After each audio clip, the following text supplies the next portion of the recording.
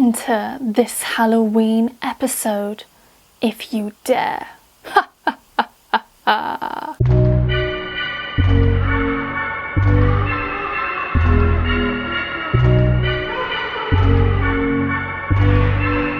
Hello everybody and welcome to this Halloween edition where we're going to be discussing Samhain and some rituals, and there will also be a reading for the year ahead. So let's get started. I don't think I'm remotely scary. It's pretty funny. I just fly into my seat. I kind of feel like I was made to have wings. I'm liking this. This is working for me. Just adjust my wings before we start. So firstly, welcome everybody. I thought it would be fun to do a Halloween version and talk about Samhain, and we're going to pull some cards and do a reading for the year ahead. I always think of October the 31st as like the beginning of the new year for me in a witch sense. I just feel like I align with that, so I thought it would be fun to share my love and my joy for that with you. I feel like I should say before we start, oh, nearly lost my spider. Obviously I love Halloween, mostly for honouring the dead and honouring what's been in the year so far, and then releasing it, burning it, letting it go. And also I just love how thin the veil is, and I love dressing up. So I love Halloween for those reasons. I'm not really into the trick or treat or the candy side of things. So no offense if you are, of course, do whatever feels right for you, but I really want to focus this video more on Samhain and also just have fun dressing up as a kind of, I don't know, like skeleton bat. Should we go with that? That kind of works, doesn't it? I mean, oh, what? I also feel like I should tell you, I'm really allergic to face paint, so this is the best that I could do to look like a skeleton. I've just used some black eyeshadow and some other weird bits that I have. Please no judgments in the comments. This is literally what I can do with my skin sensitivity. I have loved Halloween literally ever since I was a little girl. I've always loved dressing up as a witch or a skeleton or a vampire. Often I've been a fairy godmother. We can definitely think that that's my vibe. So I thought it might be nice to start by sharing a story with you from my most memorable Halloween, which was when I was about, I think I must have been about 9 or 10, and so my friend and her younger brother and her older sister and I were all hanging out at her house, and she basically lived in the middle of nowhere. And so I went over on Halloween with my mom, and my mom and her mom were chatting, and then the four of us decided we'd dress up and we'd go out and we'd do some trick-or-treating. And it was my first experience of trick-or-treat because that just wasn't something, it's not really something that you do in the UK as much. I keep catching a sight of myself and I'm like, whoa, where are my eyes? So yeah, trick-or-treat is not really something that we do in the UK as much, or at least it wasn't in the 90s. I'm sure it probably is now, because definitely things have just become more and more commercial as I've grown up. But I went to my friend's house and she literally lived in the middle of nowhere, and there were loads of really tall trees overhanging her house and her garden and the path from her garden down into the village. So it was really dark and really scary and really creepy. And I was only 9 or 10, and I think she was probably 10, and her older sister was about 14 and her younger brother was about 8, I think. And we went down to the first house, knocked on the door, trick or treat, and he gave us 20p. He was like, oh, I didn't bring any sweets or anything. And then we were like, well, this is boring, so we'll go and hang out at the park. So we were sitting on the swings, playing around, telling scary stories. And then out of nowhere, 2 teenage boys, probably about 14 or 15, came over on their motorbike with a great big rifle, and they were like waving the rifle saying, we're gonna get you. And I had a heart attack and absolutely panicked, and all of us just ran off screaming, running around, and these guys with this rifle were just chasing us on this motorbike. And obviously, you know, you're already freaking each other out telling scary stories. You're only 9, and then you've got these 2 boys you've never met before chasing you with a rifle. I was petrified, and I remember just running so fast, and then I got to the lane leading to their house, and there's all the overcast trees, and I was like, oh, this is so creepy. Like trying to run really quickly through the trees and make it back to the house. I could tell my friend's mom, like, oh my god, these 2 guys are chasing us with a gun. Which again, by the way, that is literally so rare in the UK, but let alone in Cornwall, which is like a really quiet rural place. So definitely I just left my friends, I just abandoned them, but only to go and get help, not because I was like, see ya. And I think think eventually they came back, and it turned out that the oldest sister knew the 2 boys and they were just being silly. But yeah, that definitely really freaked me out. So that's kind of the most eventful, crazy Halloween I think I've ever had. Other than that, it's just been like dressing up, just having fun, just being silly, just going to parties. Or when I was waitressing in 2018, I asked my boss if I could dress up for Halloween, and I did a skeleton look, and I just did a very subtle look, not as much as I've done for today, but definitely if a customer came up to ask me a question and they hadn't seen me yet and I'd turn around, they were like, whoa, oh my god, I wasn't expecting that. Because obviously you don't normally go into a restaurant and they dress up for Halloween, so at least, I don't know, I've never been into a restaurant where they've done that, so that was fun. I just love it. I think it's really nice. It's a really nice way to express yourself and to honour the dead as well. I just thought I'd center this video around Samhain and Halloween, and I'm filming this in 2020. We have a full moon on Halloween, which is crazy cool. This is definitely going to be one of those like opportunities to really step into doing some spell work. It's a really potent time to do spell work because the veil is just so thin. So if there's something that you really want to manifest or create or work with, now is the time to do that. Definitely. I know that Samhain is, I think it's like the 31st of April to the 1st of May, 2nd of May maybe in the Southern Hemisphere, so this will not be appropriate. If you're watching this in Samhain and it's like New Zealand, you're probably thinking, is she okay? Yeah, I think I am. I don't know. We'll see. Okay, so let's just talk about what Samhain is. Obviously, it's a celebration, it's a festival. It's very much about celebrating the end of light and the coming of the darkness for the winter months that are coming, which is really cool. And it's obviously a really good time for honouring the dead. So this is a really good time to honour your ancestors. So that could be by visiting their graves or where their ashes have been scattered. If you don't know where they're buried, or if you can't access that, then what you can do is maybe travel to where they were born, where they grew up, where they lived, and access the energy there. Or if you know you had a lot of ancestors in one region, so if you watch my recent videos, I was talking about how I found out recently that I have Scottish, Irish and Welsh DNA. So I could travel to Ireland, or I could travel to Scotland, connect with the sacred sites there as a way to connect with my ancestors, because even if my immediate ancestral line didn't go to those sacred sites, generations further back may have.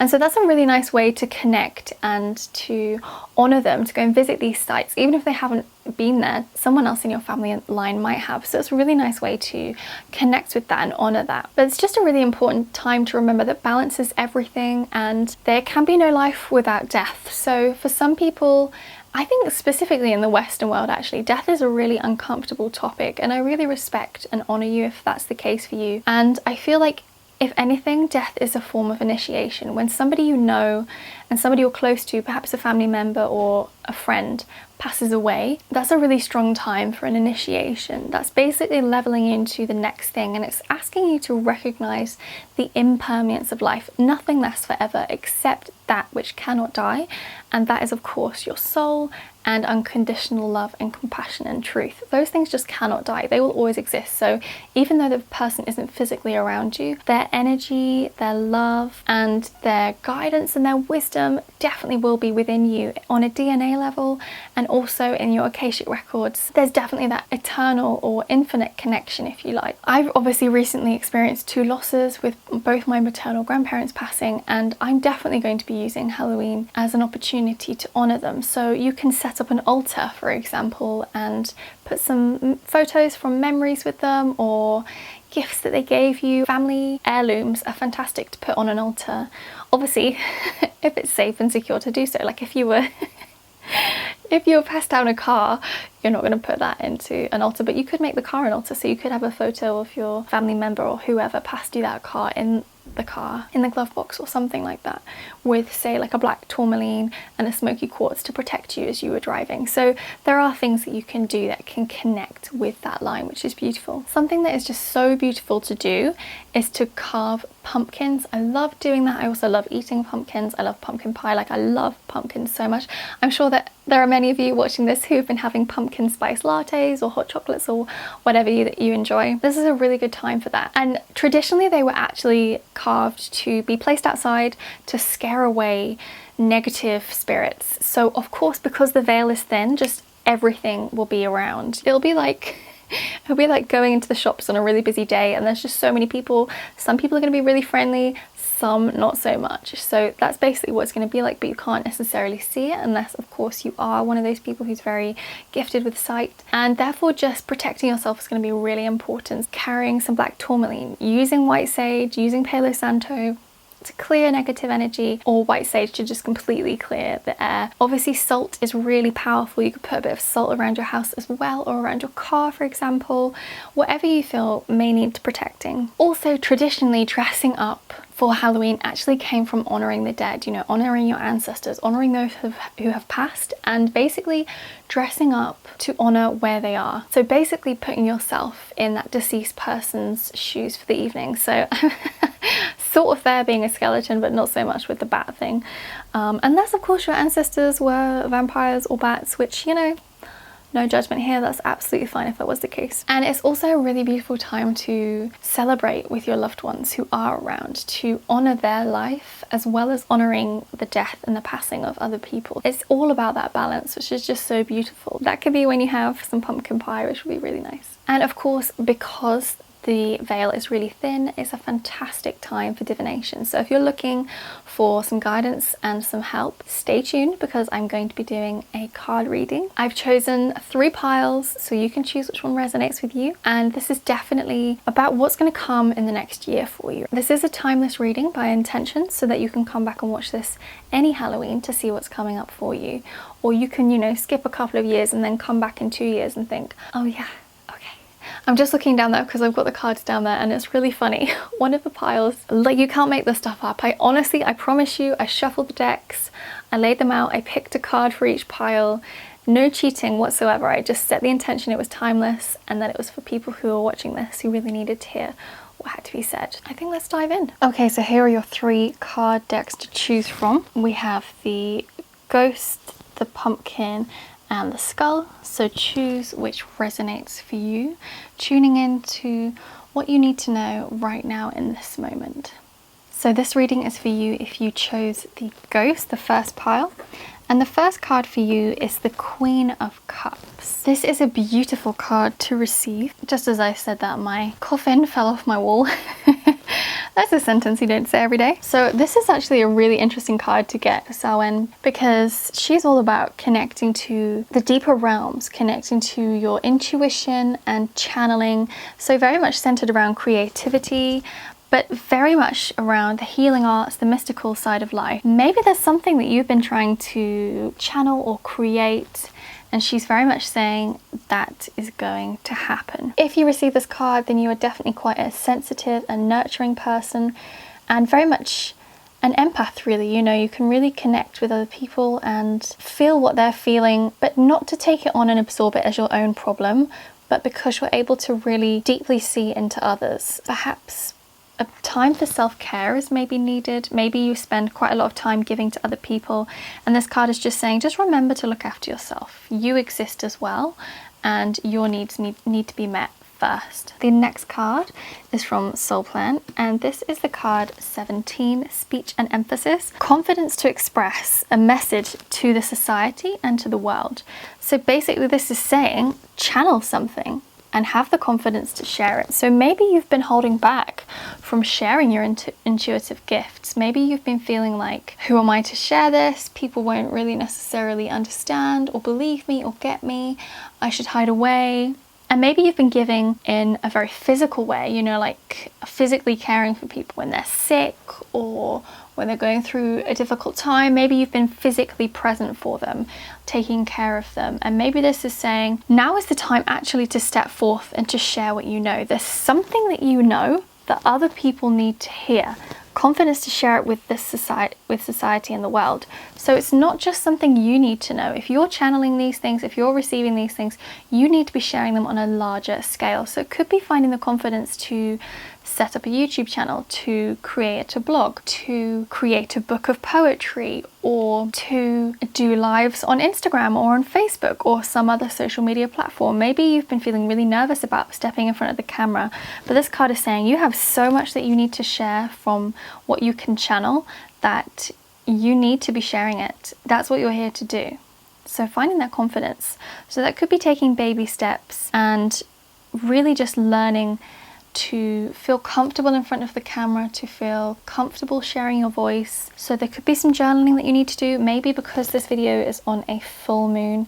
It could be that you might need to do some releasing with that full moon. But if you're watching this in the future, just taking baby steps. So that could be seeking some assertiveness coaching. It could be seeking vocal coaching. You know, it's great to work with a vocal coach and somebody who can help you have a presence on camera or on a stage. Something like that is a really simple step that you can take. And then the final card that we have is the World. Wow, could that echo the sentiment anymore? Definitely you're here to spread your message further than you originally thought. This card is urging you to go out there. Basically everything you want is about to be placed in the palm of your hands. All you have to do is be open to it and be confident enough to recognize it and accept it and work with it. It's not about obviously having an ego, it's about just saying, okay, this is why I'm here. I am worthy of success, because success is guaranteed. If you can share what you know with other people, with the world, then you are going to get the world. Serve and you will be served. That is really the message I'm receiving here. Step into your mastery, which is what this energy is connected to as a polarity, mastery to slavery.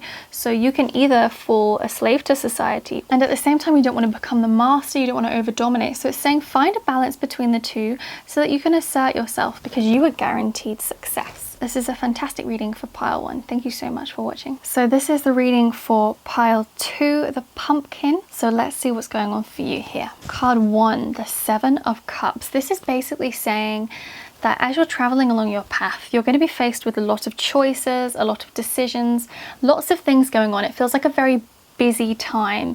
So it could be that you were focused on one thing, going in one direction, and another opportunity, something else is coming in that you weren't quite expecting, and you're a bit thrown by it at first, and you think, okay, should I go with that? Should I work with that? Or should I stick with what I've got?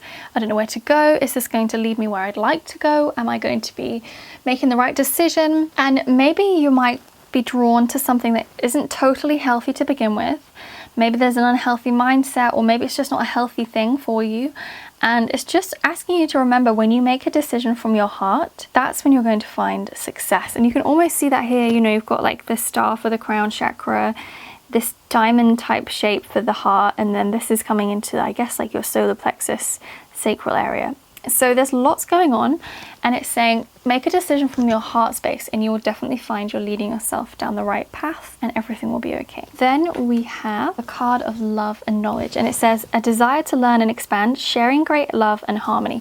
This makes a lot of sense actually that this came up with this card, because 12 can actually be an energy of being quite busy, always being on the go, taking on too much at once, busy, busy, busy. They're the kind of people who might say to you, oh, I can't stay for long, I've got to go and do this and this later on, and oh, I'd love to catch up but I can't right now, I'm really busy. They kind of fill their time, they take on too much, and as a result they're often left feeling really quite tired. It's a very motivated energy, it's very expansive, it's very loving, but it definitely needs to remember to take a break. There's an element of that, but also this energy is connected to Libra, so there's an element of balance.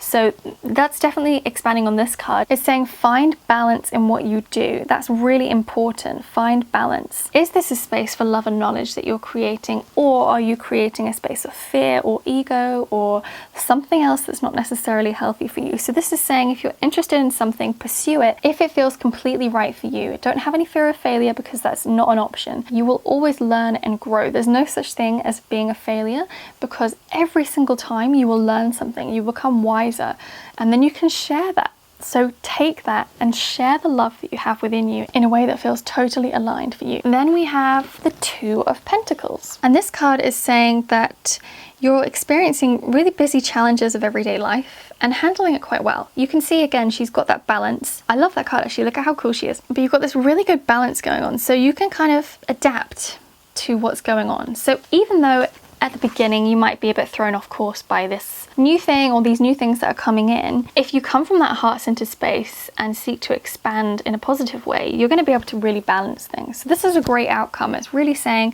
take the opportunity that's coming to you, because you have the power, you have the ability to adapt, to, I guess, be flexible, you know, be flexible and come at it in a really healthy way if you're able to balance things. So there's definitely a theme of balance going on here. So where do you need to find more balance in your life, and how can you cultivate that balance? What is something that you can do to cultivate more balance for yourself? So that is the reading for pile 2, the pumpkin. So this is the reading for pile 3, the skull. And the first card that we have is the Six of Wands. Really great. This almost leads on from pile 2 actually. So this is saying that you're coming into a space of accomplishments. Everything's going really well. Things are flowing really nicely for you. You're feeling very confident, enthusiastic. Your career is going well. Maybe you've had some kind of recognition or something. Everything's okay. And she's kind of in a way got balance. Both sides of the reflection are perfect and secure.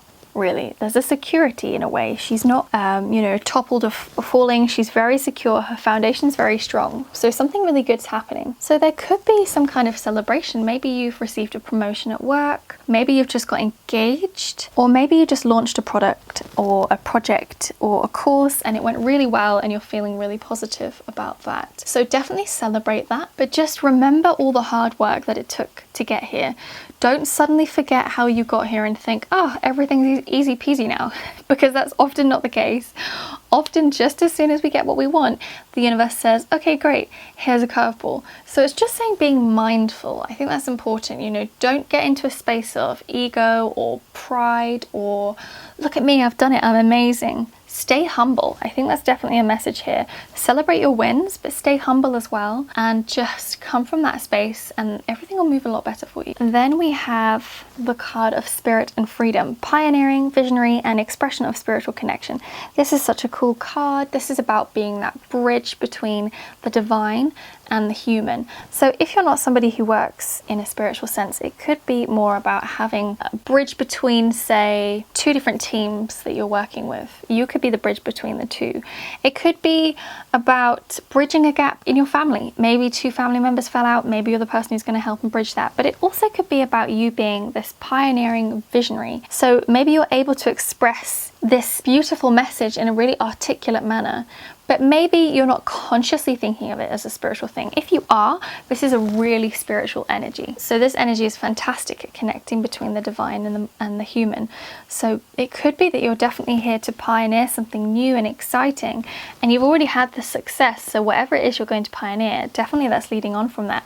Because if we turn over the last card, you'll see it's the Six of Wands again. And when I pulled these cards, I laughed and I was like, oh, 2 Six of Wands in one pile. Okay, that's weird.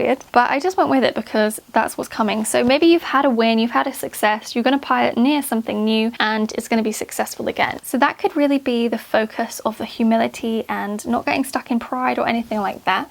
There could be that element coming in there. So maybe you've been thinking about something, and maybe you've had a couple of projects you've been working on, or a couple of things you've been doing, and maybe one of them's finally come to fruition, and then there's something else that you're going to do, something new and exciting. This card is so abstract and out there and different. I can't even tell you what it is because it's so connected to you and unique to you and your soul. You will be the one who knows it. You'll see this card and you'll just think, okay, yes, there was something I was thinking of. Yeah, I can see that success, it's worth taking the risk. It's worth going for it because I've received something and I know I'm going to push forward. So if this win could be an engagement or finding out that you're pregnant or something, and then it could be, okay, assert yourself, be a pioneer, take that vision that you have and you'll have success in that too. So maybe it's that balance, you know, in your spiritual life there's success and in your physical life there's success. That's really exciting and fascinating, and I love that 2 Six of Wands came in a Halloween spread. That's really cool. This year is looking really positive for you. There's going to be a lot of wins and a lot of trying new things, pioneering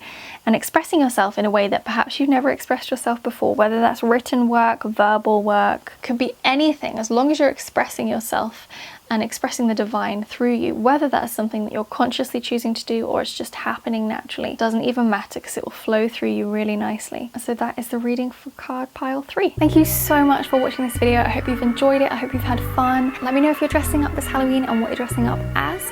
Put it in the comments below. And also let me know if the reading that you chose resonated with you. And I will see you in next week's video.